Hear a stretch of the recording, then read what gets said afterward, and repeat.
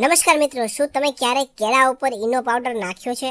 જો ના નાખ્યો હોય તો આ વિડીયો જોયા પછી તમે પણ મિત્રો કેળા ઉપર ઈનો નાખવાના છો, તો વિડીયોને અંત સુધી જરૂર જોજો. મિત્રો, તમારે એક કાચું કેળું લેવાનું છે અને ત્યારબાદ તમારે મિત્રો તેની છાલ છે તમારે ઉતારી નાખવાની છે વ્યવસ્થિત, અને ત્યારબાદ ચપ્પુની મદદથી તમારે મિત્રો કેળાના નાના નાના ટુકડા કરી લેવાના છે. તમે વિડીયોમાં જોઈ શકો છો તે રીતના ચોરસ મતલબ જે રીતના થોડા થોડા અંતરે તમારે ટુકડા કરી લેવાના છે વ્યવસ્થિત. અને હવે મિત્રો ટુકડા થઈ જાય ત્યારબાદ તમારા ડીશમાં તેને વ્યવસ્થિત ગોઠવી લેવાના છે. અને આટલું કર્યા પછી હવે મિત્રો તમારે એક પડીકી જેટલો ઈનો પાવડર લેવાનો છે, અને ઈનો પાવડર છે એની પડીકી તમારે આ કેળા છે એના ટુકડા કરેલા છે એના ઉપર તમારે વેરી દેવાનો છે, તમારે એના ઉપર ભભરાવી દેવાનો છે. બધા ટુકડા ઉપર ઈનો પાવડર વ્યવસ્થિત રીતે લાગી જવો જોઈએ.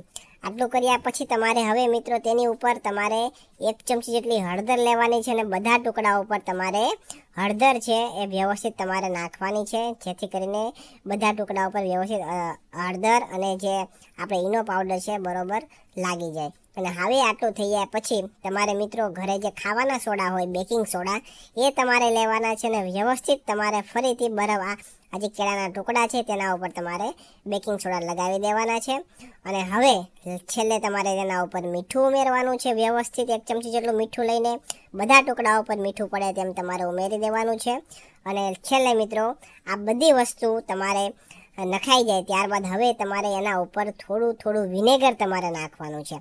બધા ટુકડા ઉપર જેવું તમે વિનેગર નાખશો એવું રિએક્શન થવા લાગશે, ફીણ ઉત્પન્ન થવા લાગશે.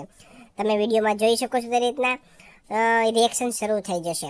હવે મિત્રો ઘડીક આપણે એને એમને રાખીશું, ત્યાં સુધીમાં તમારું નામ અને તમારા ગામનું નામ કોમેન્ટ કરીને જણાવી દો, જેથી કરીને અમે તમને સ્પેશિયલ થેન્ક્સ કહી શકીએ.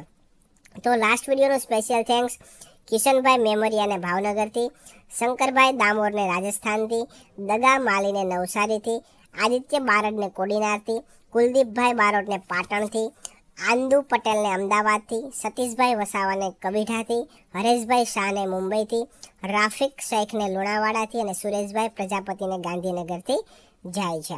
તો મિત્રો તમે જોઈ શકો છો કે વ્યવસ્થિત આપણે કેળાના ટુકડાઓ પર જેવું વિનેગર નાખ્યું તેવા ફીણ ઉત્પન્ન થવા લાગી અને રિએક્શન શરૂ થઈ ગયું છે. તો મિત્રો હવે આ કેળાના ટુકડાને મિત્રો એવી જગ્યા ઉપર મૂકવાના છે કે જ્યાં તમારા ઘરની અંદર માખી, મચ્છર, ઉંદર વગેરેનો ત્રાસ હોય.